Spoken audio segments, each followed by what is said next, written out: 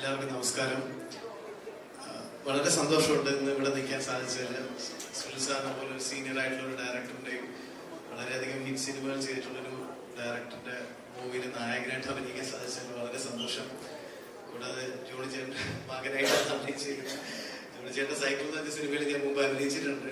Johnny ചേട്ടൻ direct ചെയ്ത പടത്തിൽ. ഇപ്പം ഞാൻ ജോണി ചേട്ടൻ്റെ മകനായിട്ട് അഭിനയിക്കുകയാണ്. വളരെ രസകരമായിട്ടുള്ളൊരു സബ്ജക്റ്റും ആ കഥ പറയുന്ന രീതിയും എല്ലാം ഭയങ്കര, നേരത്തെ പറഞ്ഞ കേക്ക് പോലെ വളരെ സ്വീറ്റ് ആയിട്ടുള്ള ഒരു മൂവിയാണ്. തീർച്ചയായിട്ടും ഈ വരുന്ന ഏപ്രിൽ 19 തിയേറ്ററിൽ റിലീസാവുന്ന പടം നിങ്ങൾ എല്ലാവരും തിയേറ്ററിൽ തന്നെ പോയി കാണേണ്ട എല്ലാവിധ സപ്പോർട്ടും തരിക. Thank you. താങ്ക്സ്.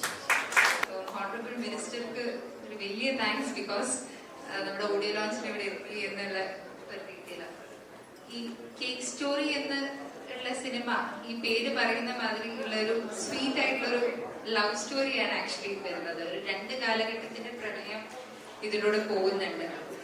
ഈ കഥയിലെ മെയിൻ ആയിട്ട് നമ്മുടെ കഥയിലെ മെയിൻ ഹീറോ, എന്റെ കഥയിലെ മെയിൻ ഹീറോ കേക്കാണ്. ആ കേക്ക് ഒരു പ്രണയത്തിന് വേണ്ടി ഉണ്ടാക്കപ്പെട്ടിട്ടുള്ള സ്വീറ്റ് ആയിട്ടുള്ള കേക്കാണ്.